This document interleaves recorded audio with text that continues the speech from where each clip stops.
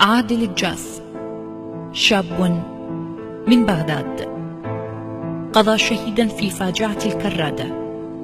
عندما اقترب موعد زفافه زف إلى الجنة، لكن اسمعوا ما أوصى به خطيبته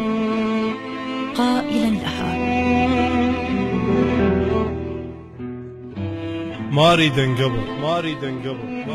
حطيني بالبال، اش ما اعتق اظل بعينك احلى، علي قلبك يحرق موش البخور،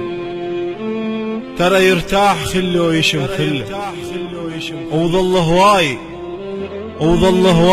هواي بيه بجسم دخان، من عنده على عينك حطه كحله، حتى ابقى بعيونك دومنا نشاف، العاشق من يشوف الصورة قبله. وترى بغداد حلوة ورابية بخير،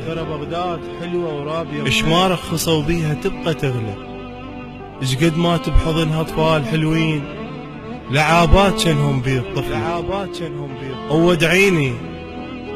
وودعيني بهلاهيل بوسه شكلية، ما اريد على عينك دمع يعلى،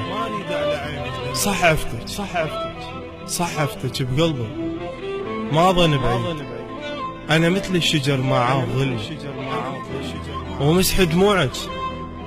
دموعك وضحكي لي بالباب،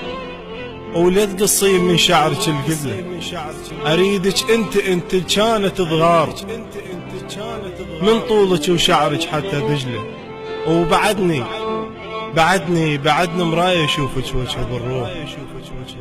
ولو خليت روحك بيها علق، انا اسف الجنة تريد عريس، مثل ما بالمضيف الريد دل، زفون على غيرك بس قلت لا، العشقت بكل شي عد ما ابد،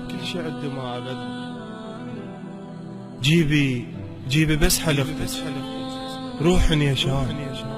ومن خيط الشمس فصلت بدله، وربع وياي ما قصروا طيبين، قالوا بس تجيني نسوي حفلة،